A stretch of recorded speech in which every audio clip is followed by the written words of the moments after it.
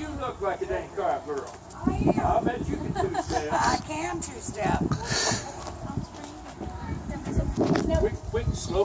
Quick, slow. That's all you gotta know. No, do the Yes, I two-step. am. Well, I really don't. I can't take a picture worth of flip, so. You want to be in it? Where's the little camera, Bob? California. Oh, I give it to you. I give it back to you. No, you did. Oh, good Lord, y'all. Oh, really? In just a few minutes. There's a lot of people in there, didn't you? Oh, I got all fancy. Come on, Mom. In July and August only. That way you're never going to disrupt my son's schooling. And second, you will not film inside the house, only outside the house. And Larimore was fine with that. They went right back out to Culver City and they built a 40,000 square foot stage set. So all the inside shots were filmed in California. It took 40,000 square feet to do that. But that left winter, spring, summer, and fall to be filmed outside here in what is typically our 110 degree temperature days. And if you think back to the show, you might remember Pam and Sue Ellen out in the driveway in mink coats. The men wore those heavy three-piece suits. It was miserable. I know a lot of times Linda told me that they would come over here from this little air-conditioned trailer that they gave them. They would come here and shoot the scene and then run back and strip all their clothes off because they were so miserably hot. And in the Dallas reboot, we quit filming here going on 2 years ago now. We never filmed in the summer. We would start filming the first week in October and be done by the first week in April, and that avoided all the heat. So, now, did he tell you all about the flags when you got in the car? Okay, because today, 60% of everybody who visits this ranch is from out of the United States. So, you are the first American group I've had today. Usually everybody's all from Europe somewhere. But in that episode, Who Shot JR? That was March 21st, 1980. That's still the #1 TV episode that's ever been watched around the world. 373 million people have seen Who Shot JR. And the funny thing is, back then, even the writers didn't know who was going to be who's shooting them, because it didn't matter. Everybody hated JR so much back then, they just let everybody shoot him. And they filmed all of that, and then they made JR shoot himself. That way they didn't get to know who did it either. We all waited 8 months to find out in November it was Kristen Shepherd, Sue Ellen's sister. That's who shot JR. And he'd been having one of his many affairs with her, and he was done, and he wanted her out of Dallas. Well, she didn't want to go because instead in the show she goes downtown and shoots him. Then it just so happened, as a coincidence, 1 week after that episode aired where he was shot, CBS, who carried the show in the United States, and they were televising a football game here in Dallas. And until that day, nobody ever knew where this ranch was or if it was even real. So during all that filming, the Duncans had enjoyed privacy out here. Well, there was a lady co-anchoring the football game, and I think some of you might remember her name, Phyllis George. Yep, it was Phyllis who ruined it for the Duncans. On that telecast, for some strange reason, she goes, "Hey, did y'all know that South Fork is a real ranch over there in Parker, Texas?" And she gave me the address on the television. Well, she goes, "Oh, a real family lives there." She never said their name, so everybody just thought she's talking about the Hewings. Nobody had ever heard of the Duncans before. Then out here on the ranch in the morning, bright and early though, people are ringing the doorbell, knocking on the windows, and when Joe and Natalie get up and look out in the front yard, they're in shock. Half of Dallas is standing in the yard now, and what was alarming to them, these folks had literally come out here bringing flowers, Skidwell cards, and whiskey for JR because they thought he was in the house recuperating from being shot. So I guess we had reality TV in 1980, and back then nobody knew what to call it. And after that day, strangers roamed all over this ranch. They never gave the Duncans any kind of security.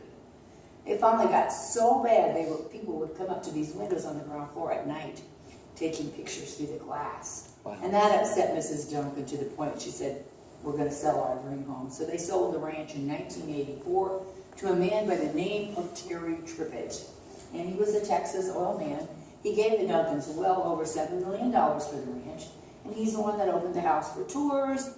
He went and built our 63,000 square foot convention center, the welcome center you were in, and what's up to the oil rig.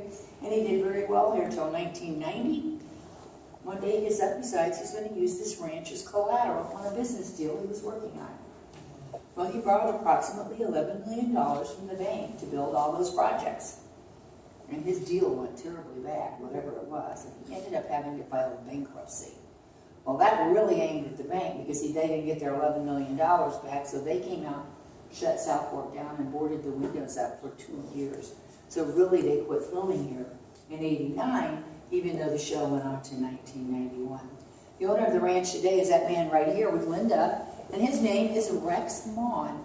He actually bought this ranch at a public auction in June of 1992 for $2.6 million in cash. Wow. Yeah. Now, well, out of the original 200 acres for that price, the bank only let him have 40. So Rex went out and bought 300 additional acres, and then he put $500,000 just to redecorate the inside of the house. And the only room in this house that's ever had a structural change is this room. This used to be the Duncan Streetcar Garage. But we do tours here, weddings, dinner parties, and when we were filming that Dallas reboot till a couple years ago, for 3 years, I had the movie stars sitting in this room. So it was nice to get everybody here for 3 years, and we all got to know each other on a personal level, and they were all a great bunch of people, so we miss them. Now the room behind me right over here is actually called JR's Den. That used to be the Duncan's family room. Boys had a pool table in there, TV back in the corner, and Rex had every wall in that room covered with real leather. That's not wallpaper. And back in the far corner there, you will find the public restrooms. So anybody can use those. There's 2 of them. The next one you're going to see is called the Hewing Dining Room. So we have set that table as though the Hewings would be having dinner. We have Noritake china, Yamazaki silverware, beautiful Waterford crystal chandeliers are from Ireland, and there's also a large one in the foyer.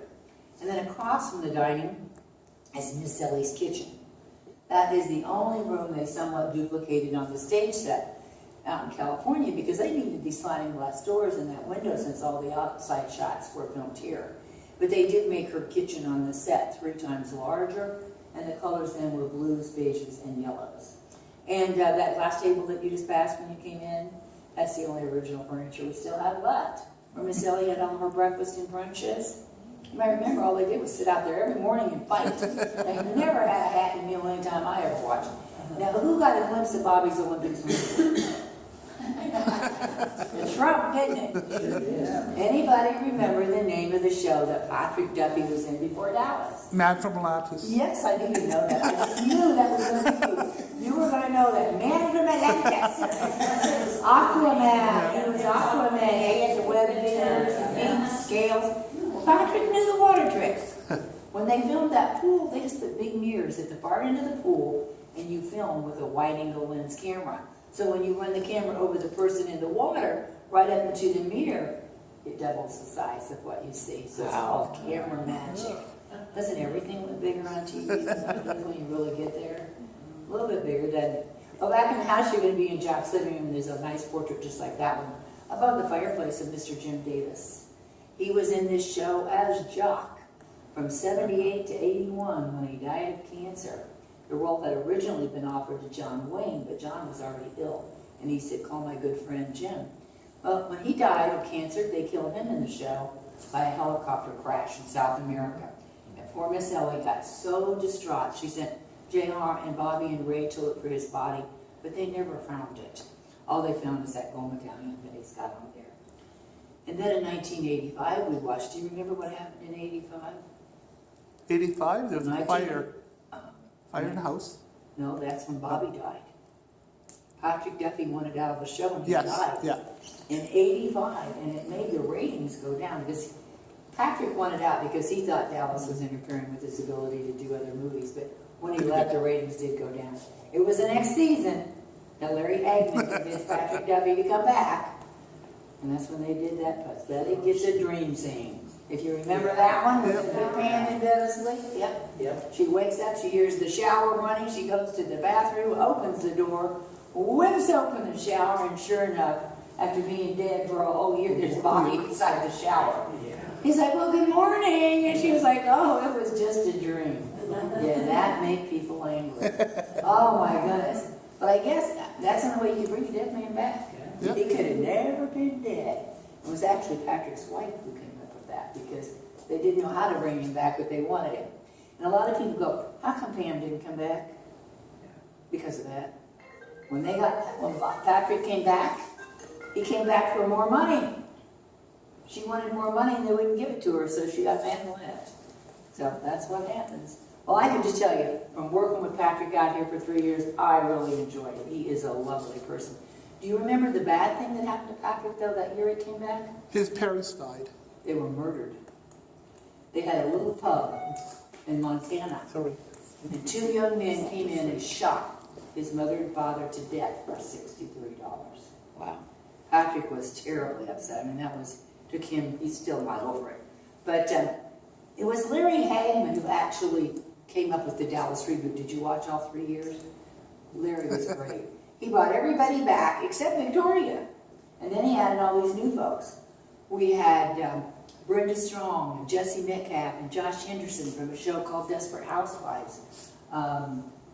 Jordana Brewster from The Fast and Furious with Vin Diesel. Josh is in a show called Sex and Lies. Let's see, Emma Bell from a show that's really popular, The Walking Dead. Then we had Mish Pileggi from X-Files and Lee Majors, who'd been the $6 Million Man. And we had a lady who I just loved. Judith Light from Who's the Boss with Tony Danza.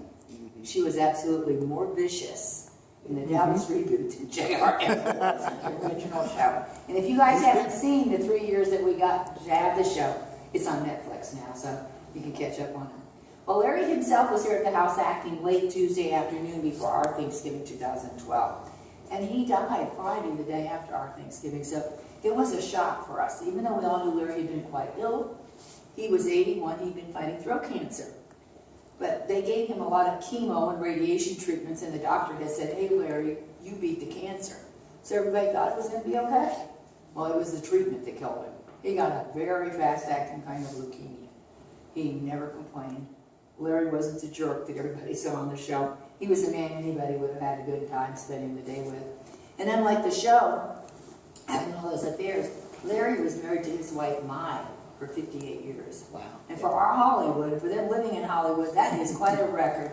The sad thing there was Mai was an Alzheimer's patient. She didn't realize when Larry passed away, and she herself passed on May 13th of this year. Well, when Larry died, they had quite a dilemma here. They were only halfway through filming season 2 of the show, and they knew they would never give that role to anybody else. So they had to kill JR off in the show, and they decided to do it here in the house. They took our hall, one of our bedrooms in the foyer, and this is where they actually created the stage set, where JR was murdered at the Hotel Colón in Nuevo Laredo, Mexico. So we're all going to walk to Mexico in a little bit. You get to go to room 22, where JR met his demise. And before you see that room, you see Lucy's room, Viola Rose of Texas, and then Bobby's room, and then we'll go upstairs to JR and Sue Ellen's suite. It's the most glamorous in the house. The most unique room in the house is the ensuite. There's 5 rooms. There's a sauna. Her water closet has a bidet. JR's water closet still has this old ugly blue phone on the wall. Back then they didn't have cell phones. Beautiful mirror jacuzzi tub room and JR's walk-in shower. When you're up there, you have to remember, Joe Duncan built the room the way we see it today in 1970 for Natalie, so he was way ahead of his time. And then you can step out on the balcony in the back of the house, take some pictures. You'll see the whole panoramic view of the ranch. Unfortunately, it's really not a nice day here today, but if you want to, you're free to walk all over the ranch when you're done. You can go over to the Longhorn Barn. At the end of the drive over there, you'll actually find the party barn where Lucy and Ray used to go get in trouble.